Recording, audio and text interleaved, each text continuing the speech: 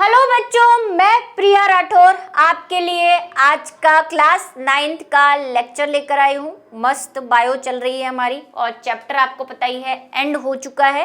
ये इस चैप्टर का लास्ट लेक्चर रहेगा जो कि है लेक्चर नंबर 16। और जैसा कि मैंने आपसे कहा था हम इसमें क्वेश्चन आंसर करेंगे, कुछ एक दो जो बहुत इंपॉर्टेंट है जो आपको थोड़े से दिक्कत होती है करने में, वैसे वाले पाठ्य पुस्तक के यानी कि एनसीईआरटी के क्वेश्चन है ये। पहला क्या है, जीवों के वर्गीकरण से क्या लाभ है।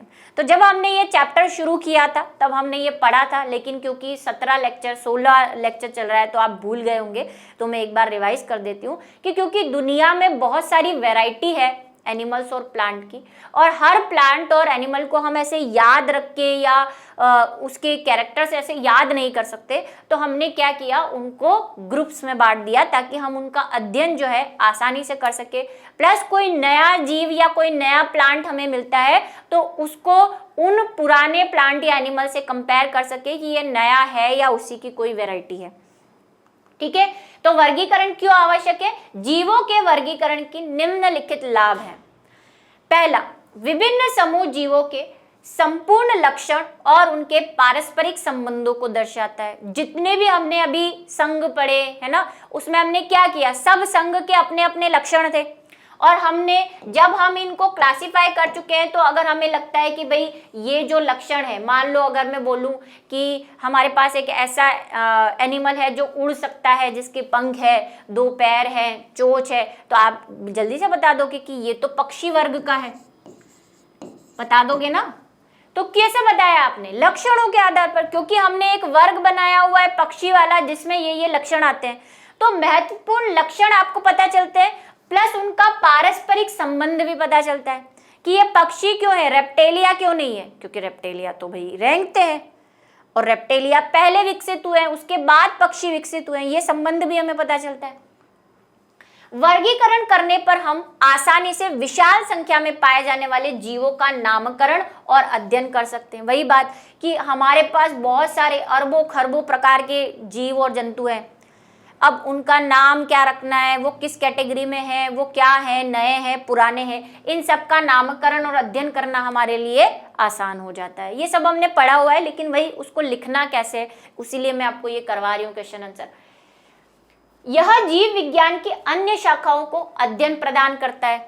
जीव विज्ञान में बहुत सारी शाखाएं, जूलॉजी है, बॉटनी है, माइक्रोबायोलॉजी है ना, बायोटेक्नोलॉजी है, बहुत सारी शाखाएं। तो अगर किसी भी ब्रांच में आपको कोई एनिमल की जरूरत हुई, आपको स्टडी करना है, तो भाई आपस में ये ब्रांचेस क्या करती हैं, बनी हुई है, लेकिन हम क्या कर सकते हैं, दूसरी ब्रांचेस में मान लो हम बायोटेक्नोलॉजी या कोई माइक्रोबायोलॉजी यूज कर रहे हैं, तो वहां पे हमें किसी प्लांट का नाम आया, तो वो प्लांट का नाम आया और अगर हमें उसके बारे में जानना है तो हम आसानी से इस वर्गीकरण क्लासिफिकेशन का यूज करके उसके बारे में जान सकते हैं।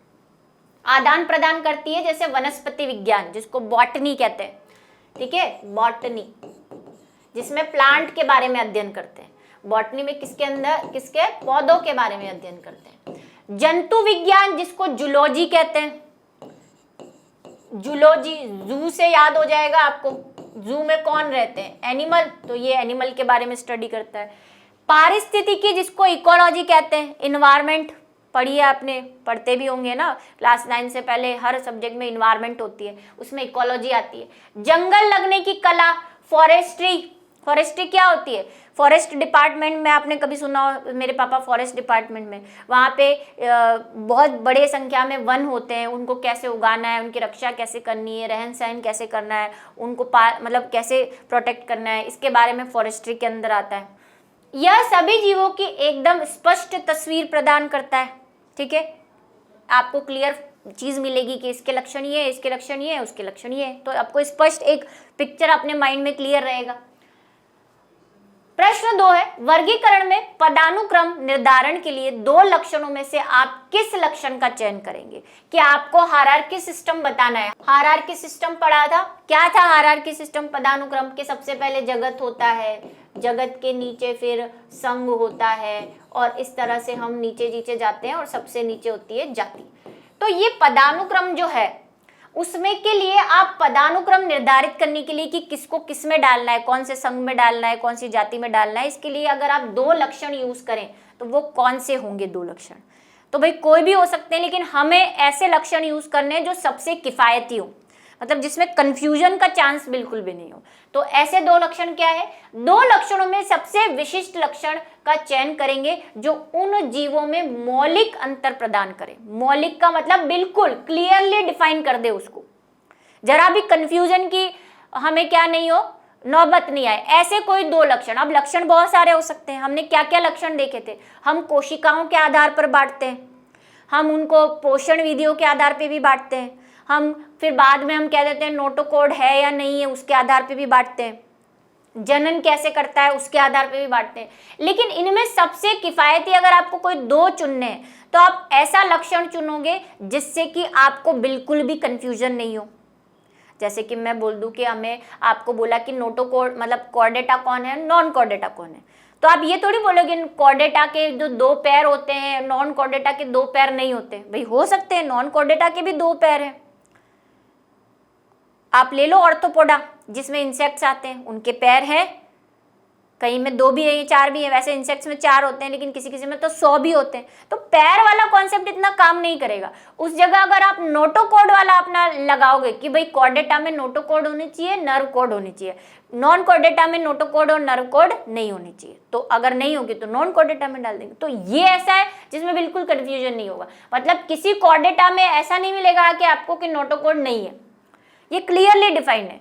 तो आपको मौलिक अंतर पैदा कर सके इसके आधार पर मुख्य विस्तृत समूह निर्धारित होता है तथा कम महत्वपूर्ण लक्षणों के आधार पर छोटे समूह या उप समूह को निर्धारित करते हैं। एक बार आपने बड़े ग्रुप्स में बांट दिया उसको कॉर्डेटा है, नॉन कॉर्डेटा है।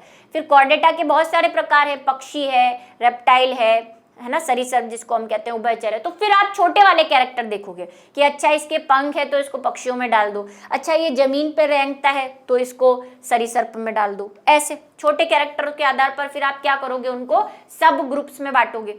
जैसे प्रोकैरियोटी और यूकैरियोटी मुख्य विस्तृत समूह का आधार हो सकते हैं। आप सबसे पहले अगर आपको किसी को ग्रुप में बांटना है तो आप क्या देखोगे कि वो प्रोकैरियोटिक है या यूकैरियोटिक है। प्रोकैरियोटिक होगा तो आप उसको मोनेरा में डाल दोगे, और यूकैरियोटिक होगा तो आगे प्रोटिस्टा के अंदर या प्लांट या एनिमल, वो फिर आप बाद में देखोगे कि किस में डालना है।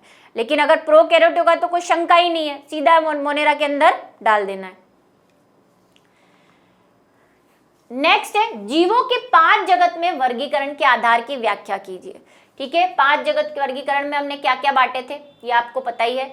सबसे पहला हमने क्या किया था, आधार क्या लिया था, तो मैंने आपको जब बताया था 5 जगत वर्गीकरण, तो मैंने आपको बताया था कि जो WH व्हिटेकर थे उन्होंने 5 जो है 3 या 4 जो है कैरेक्टर लिए थे और उसके आधार पर 5 वर्गों में बांटा था। तो सबसे पहला आधार क्या था उनका, कोशिकीय संरचना। ये हमने अभी जस्ट पढ़ा भी है कि कोई भी एनिमल प्रोकैरियोटिक है या यूकैरियोटिक है, सबसे पहले आपको ये देखना है। उसके बाद हम जीव का शरीर देखेंगे कि वो यूनिसेल्युलर है या मल्टी सेल्युलर है, एक कोशिकीय है अथवा बहुकोशिकीय है। बहुकोशिकीय जीवों की संरचना जटिल होती है। अगर मैं बोलूं कि मेरे पास एक एनिमल है जो प्रोकैरियोटिक है और एक एनिमल, और वही एनिमल जो है वो एक कोशिकीय भी है, तो आप इसको किस में डालोगे जरा बताओ। सिंपल सी बात है, हमारे पास इतने ग्रुप है उसमें प्रोकैरियोटिक और एक कोशिकीय ग्रुप वाला तो एक ही ग्रुप है और वो है मोनेरा। लेकिन अगर मैं ये बोल दूं कि एनिमल यूकैरियोटिक है और बहुकोशिकीय है, तो फिर आप इसको किस में डालोगे, तो आप बोलोगे यूकैरियोटिक के तो बहुत सारे ग्रुप हैं, प्रोटिस्टा है ना, कवक है, प्लांटी है और एनिमेलिया है। 5 किंगडम में बांटा था ना व्हिटेकर ने। तो भाई मोनेरा तो हट गया क्योंकि मोनेरा में तो प्रोकैरियोट है, लेकिन अब यूकैरियोट आने से हमारे पास 4 ग्रुप बचे, प्रोटिस्टा,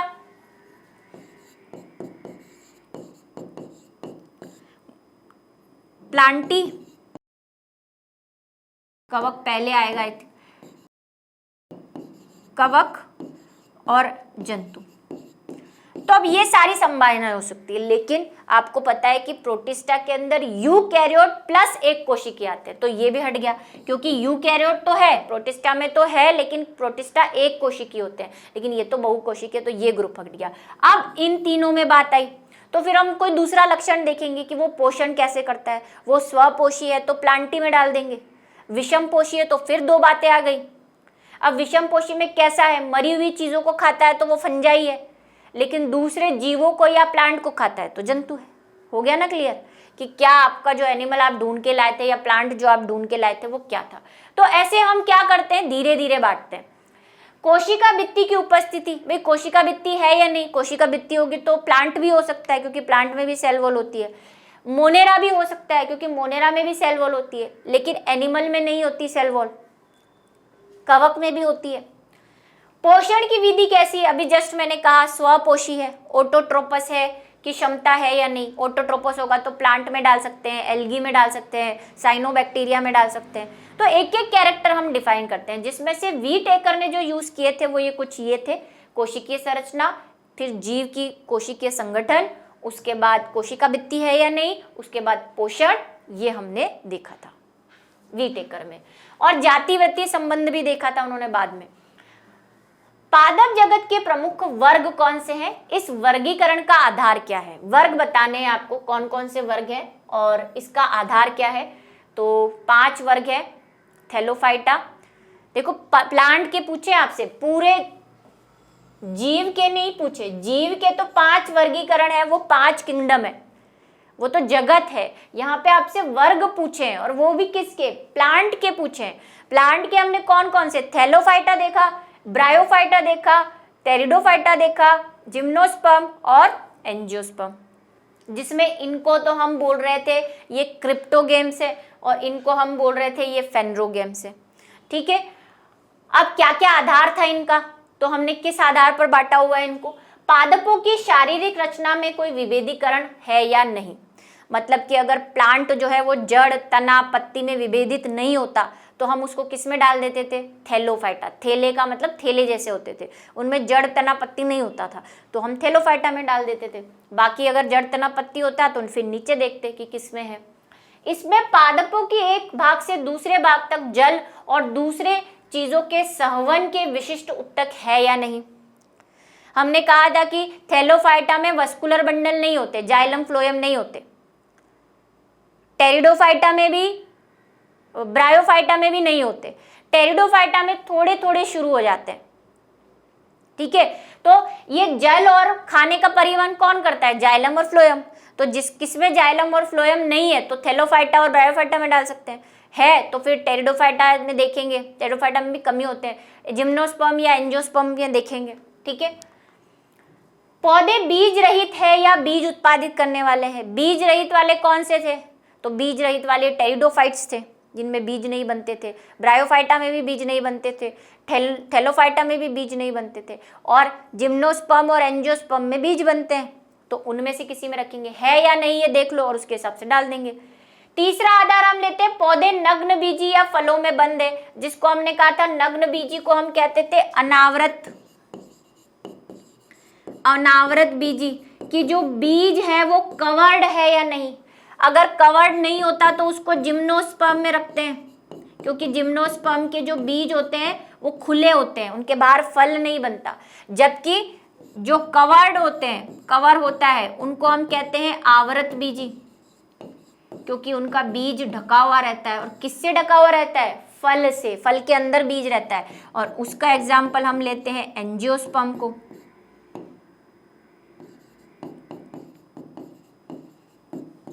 है ना, तो ये आधार हम जो है यूज करते हैं। ठीक है, नेक्स्ट है जंतु और पौधों के वर्गीकरण के आधार मूल अंतर क्या है।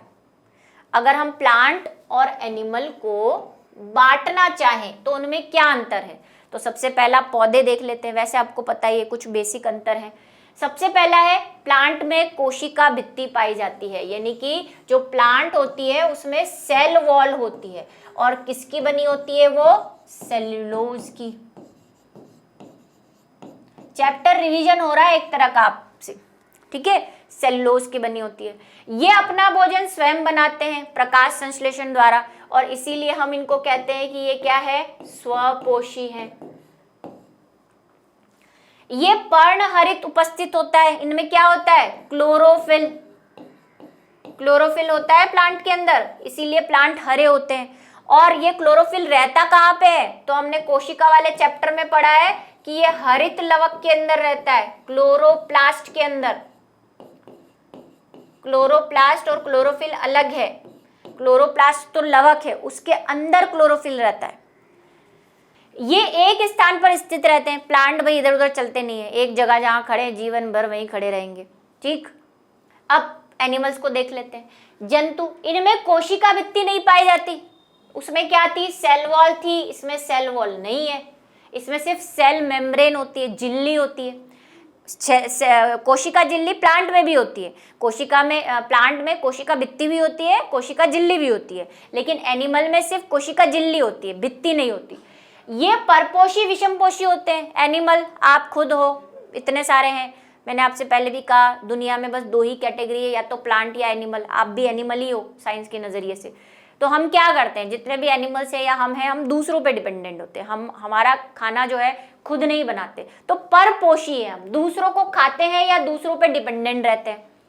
ये खाद हेतु पौधों पर निर्भर करते हैं, आप पौधे खाते हो, प्लांट सब्जियां वगैरह खाते हो, अपना भोजन स्वयं तैयार करने में सक्षम नहीं है। अब ये तैयार करने से मतलब वो वाला खाना बनाना नहीं है, मतलब हम खुद नहीं बनाते, हम प्लांट को खाने की फॉर्म में यूज करते हैं या दूसरे एनिमल्स को खा के हमारी खाद्य जरूरतों को पूरा करते हैं। इनमें पर्णहरित उपस्थित नहीं होता, हरे कलर के कोई भी एनिमल जनरली हरे कलर का नहीं है, और हरे कलर का है इसका मतलब ये भी नहीं कि उसमें पर्णहरित है, क्योंकि पर्णहरित होता तो हम प्रकाश संश्लेषण ही कर लेते। ये एक स्थान पर स्थिर नहीं रहते, घूमते रहते हैं। आप भी अभी 2 मिनट क्लास होगी, इधर उधर घूमाओगे, और कुछ तो बच्चे ऐसे मोबाइल लेके, हाँ क्लास चल रही है बढ़िया से, बढ़िया समझा रही है मैम, ऐसे होता है ना। तो हम एक जगह स्थिर नहीं रहते, चलते फिरते रहते हैं, घूमते रहते हैं, चाहे वो छोटा से छोटा जीव ही क्यों ना हो एनिमल में। तो ये बेसिक फर्क थे प्लांट और एनिमल में। नेक्स्ट है वर्टिब्रेटा, जिसको हम कशेरुकी कहते हैं। कशेरुकी मतलब ऐसे एनिमल जिनमें बैकबोन होती है ना, रीढ़ की हड्डी होती है, को विभिन्न वर्गों में के आधार पर व्याख्या कीजिए। विभिन्न वर्गों में बांटा है हमने वर्टिब्रेटा को, कौन से वर्ग है और किस आधार पे बांटा है। तो हमने उनको बांटा है किस पे, वर्टिब्रेटा को हमने पक्षी, सरीसृप, मैमेलिया और एम्फीबियंस के आधार पर बांटा है। लेकिन आधार क्या है उसका, किस कैटेगरी के फॉर्म में बांटा है हमने, तो उसके लक्षण क्या है। सबसे पहला उनमें नोटोकॉर्ड होनी चाहिए जीवन की किसी भी अवस्था में, पृष्ठ नली कशेरुकी दंड होनी चाहिए, मतलब कि वही वर्टिबल कॉलम होनी चाहिए, प्लस मेरु रज्जु यानी कि स्पाइनल कॉर्ड होनी चाहिए।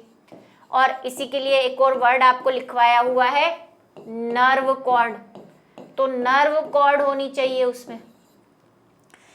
त्रिकोरकी होता है, लेकिन मैंने ये कहा था ये इतना इंपॉर्टेंट नहीं है ना। मेन कैरेक्टर तो नोटोकॉर्ड, नर्व कॉर्ड, युग्मित क्लोम है मेन, है ना, और एक पुच्छ हिस्सा होना चाहिए, वो मेन है।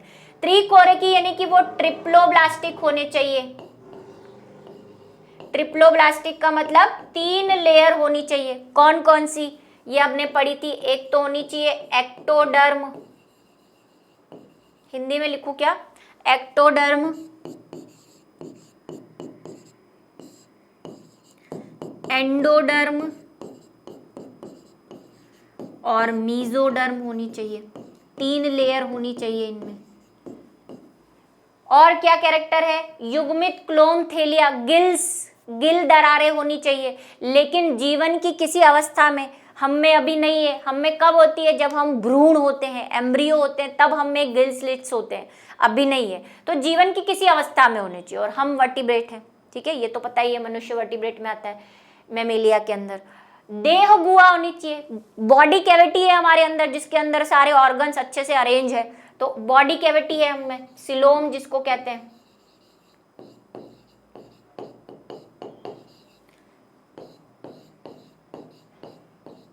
सिलोम है भाई, हम में बॉडी कैविटी है। ठीक है, तो ये मेन कैरेक्टर है वर्टिब्रेटा के। तो इसके साथ आज का हमारा क्लास 9th का बायो का ये चैप्टर एंड होता है। आई होप आपको इसको पढ़ने में बहुत मजा आया और काफी चीजें और कंफ्यूजन आपका दूर हुआ हो। तो मिलेंगे नेक्स्ट चैप्टर के साथ अगले वीडियो।